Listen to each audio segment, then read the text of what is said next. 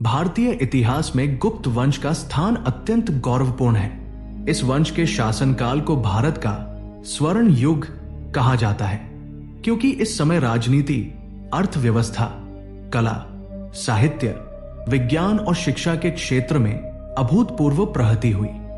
गुप्त वंश का इतिहास हमें एक शक्तिशाली साम्राज्य के उदय, उसके उत्कर्ष और अंततः उसके पतन की पूरी कहानी बताता है। गुप्त वंश की स्थापना 3री शताब्दी के अंत में श्रीगुप्त नामक शासक ने की थी।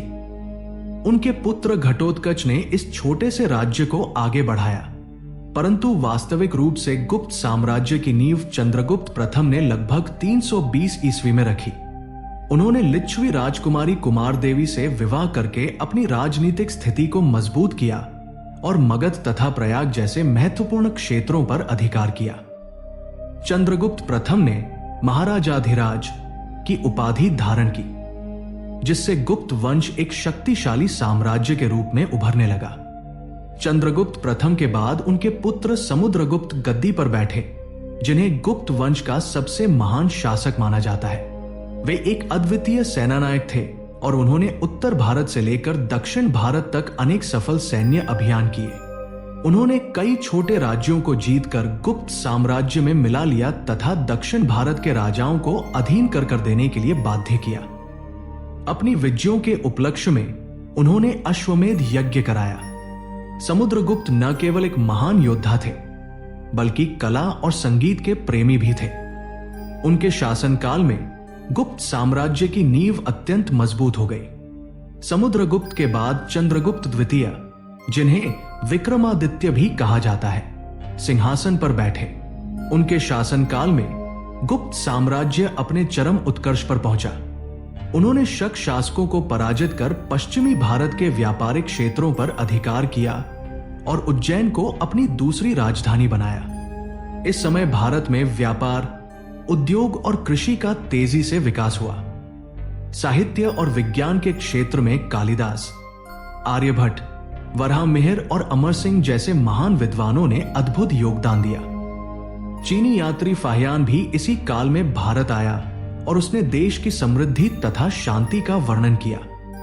इस कारण चंद्रगुप्त द्वितीय का समय भारतीय इतिहास का स्वर्ण युग माना जाता है। चंद्रगुप्त द्वितीय के बाद कुमारगुप्त प्रथम राजा बने।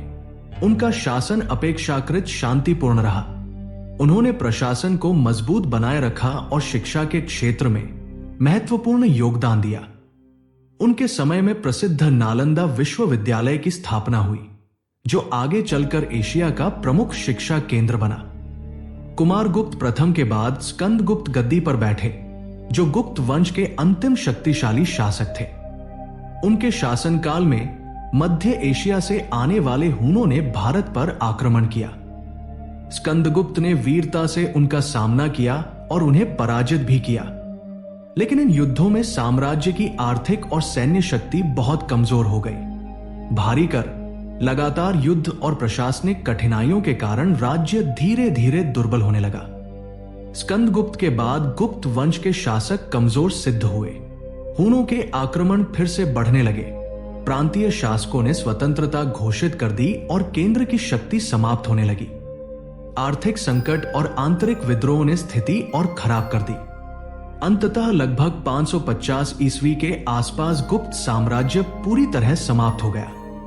इस प्रकार गुप्त वंश का इतिहास हमें यह सिखाता है कि एक मजबूत नेतृत्व और सुव्यवस्थित शासन से साम्राज्य महान बन सकता है, लेकिन कमजोर उत्तराधिकार, बाहरी आक्रमण और आंतरिक अव्यवस्था किसी भी शक्तिशाली राज्य को पतन की ओर ले जा सकते हैं। फिर भी गुप्त वंश की देन, जैसे विज्ञान में शून्य और दशमलव प्रणाली, संस्कृत साहित्य का विकास, मंदिर वास्तुकला और शिक्षा प्रणाली, भारतीय सभ्यता की अमूल्य धरोहर बनी हुई है। दोस्तों, यदि आप इस चैनल पर नए हैं तो चैनल को लाइक, शेयर और सब्सक्राइब करना ना भूलें।